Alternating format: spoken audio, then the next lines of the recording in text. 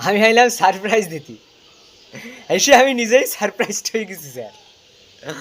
আমার দিদি কোনো চাকরি বাকরি করে না, অলি ব্যবসা করে, দেহ ব্যবসা। মাথায় যেন বাস ভেঙে পড়লো স্যার। সে আমার দিদি এই কাম করে, বাড়ি গিয়ে আমি কি করবো? পাড়ার লোককেই বা মুখ দেখাবো কেমনি? হালি পরের বাচ্চা লেন্ডি মাগি, ওই ঘরের বাচ্চারে ওর ওই জুতার হিল দিয়ে আমি অনেকক্ষণ ধরে মারছি স্যার। মাথা ফাইটে ঘর ঘর ঘর ঘর করে রক্ত বেরাচ্ছিল। বুঝতে পারি নাই মরে যাইব গা। রেয়াল তো বেশি চিৎকার করে নাই, তাই বুঝতে পারি নাই। আসলে আমি ছোটবেলা থেকেই খুব শান্ত ছিল তো, কেউ ওরে কিছু বললে ঘরের এক কোনায় গিয়ে ফুপাই ফুপাই কাঁদবে। কালকেও তাই করছিল।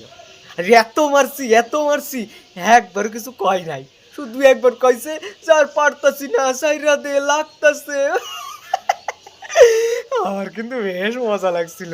ওই মাথা ফাইটে গলগল করে রক্ত বেরাচ্ছিল, মনে হচ্ছিল যেন ওই কাটা ছাগলের মতো ছটফট ছটফট ছটফট করতেছে, আর মুখ ওর ফিনকি দিয়ে রক্ত বেরাই এবার চোখে মুখে পড়ছে।